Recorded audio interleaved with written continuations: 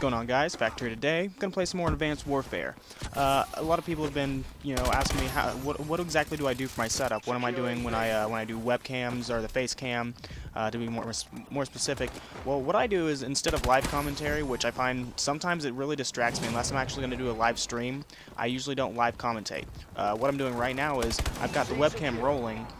And I'm actually watching the video that I'm going to upload. I'm checking out, the footage of the match that I just played, and I'm, kind of analyzing it as I go. That's what I usually do. No, that's not to say that I don't like to, live commentate.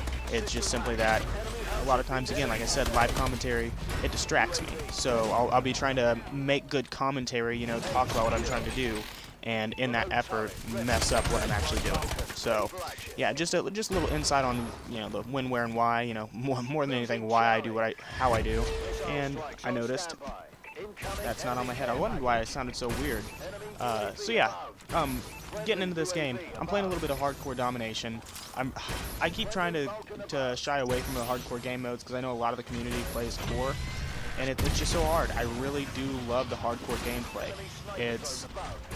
It's not slow paced like it has been in a lot of the other games, and that's usually the biggest critique that I hear about the hardcore game modes is that, dude, it's so slow. People sit around corners. Well, playing a hardcore objective based game and it gets rid of about 90% of those problems. I did pretty well this game, I think. I actually can't remember. Yeah, I'm thinking I broke 40 kills on this game.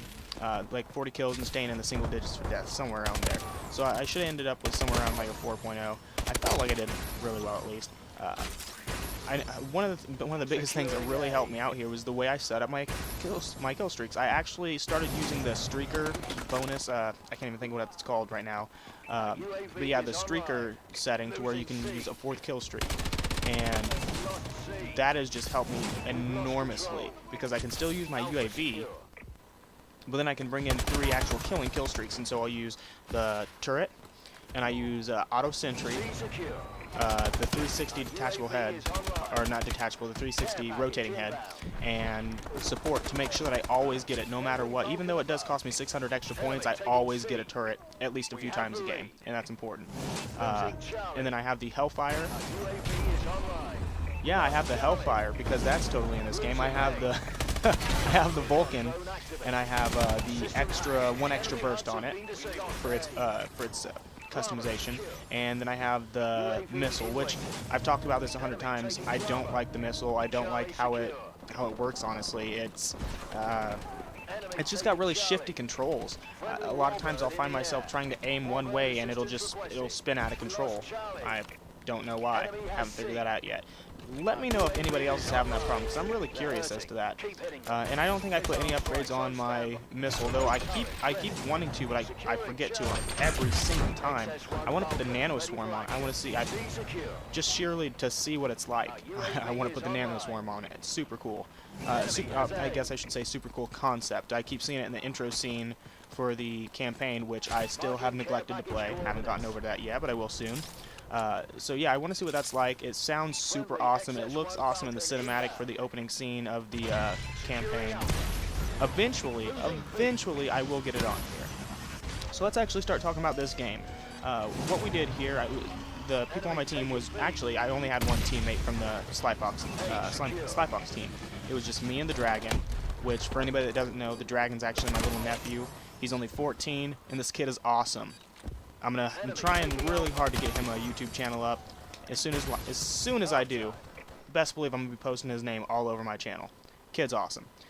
Anyways, so yeah, what we did here is we tried really to just work around the map, trying to focus on not staying in the same spot, not playing the same point. Instead of saying, okay, well we spawned at C, let's keep C and get B, and then we'll have 2 out of 3 points. No. We tried to flip it as much as we possibly could. Keep flipping and flipping and flipping, and what that does is it keeps the opponents off balance. It keeps them on their toes, and it's really hard, especially if you don't have a full team. I don't actually know here. I didn't check to see the other team, but if you don't have a full team, it's hard to play that kind of style. It's hard to keep going back and forth and back, because there are this guy right here. Oh, got pooped on. He just got pooped on. it's hard to keep going back and forth if you don't have an organized strategy to do so.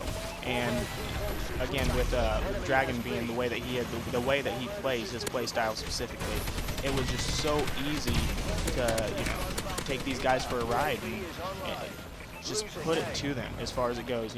As far as the whole flipping the spawn again and again and again. Like I said, we may start on A here. I'm pretty sure I should make my way around to C. Again, I commentate this as I go. I don't really remember what happened. This was games and games and games and games ago. I've been playing all day today, actually. I had a really good day of Call of Duty.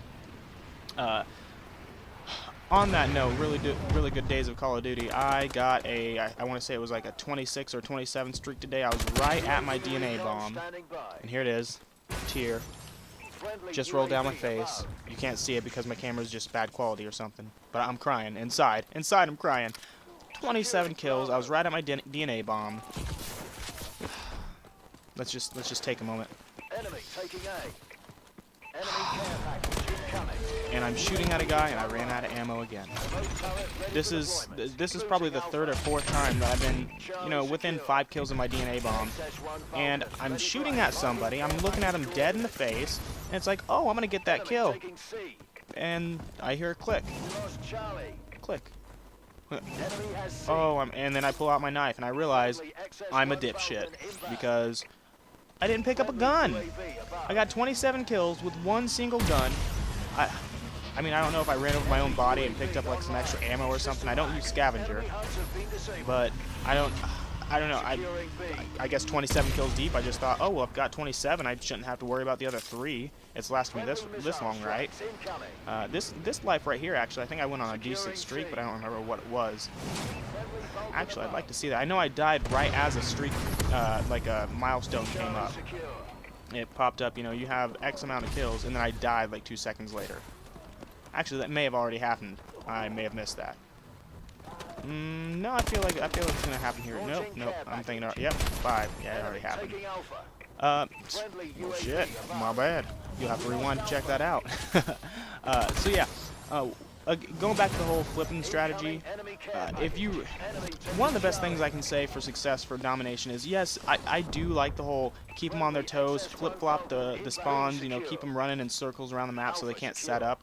But at the same time, if you have a full team of 6 and you have some people that can set up really well on that team, take part of that team. Take 2 or 3 people from your team. Again, saying you have a full team of 6, take 2 or 3 of those people. Say B spawn.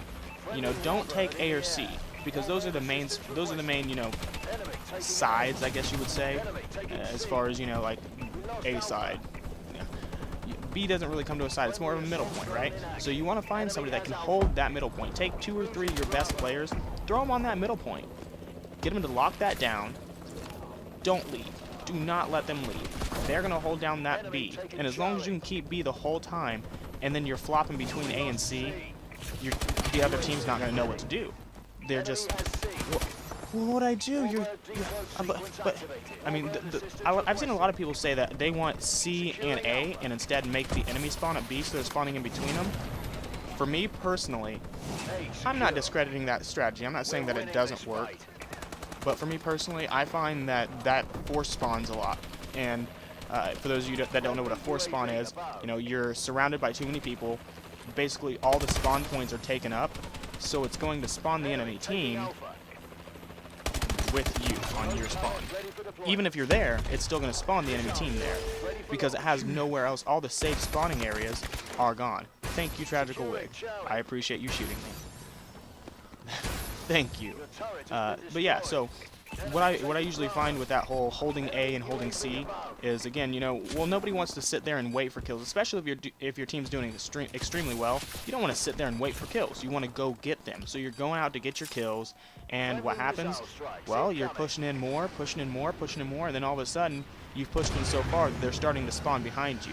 Instead of, you push in towards B, and then they're going to jump behind you, and then they're coming back from A and C. I mean, you might end up losing both of them that way. So again, that's why I really think holding B is probably one of the most important things as far as winning a game of domination. But as far as an all-out strategy, just keep them going. I mean, pick clockwise or counterclockwise and run that map. So I hope you guys enjoy the video. If so, throw a like on the channel, subscribe if you haven't, tell your friends, enjoy your day, and until next time, I'm ThaFactor. Stay easy.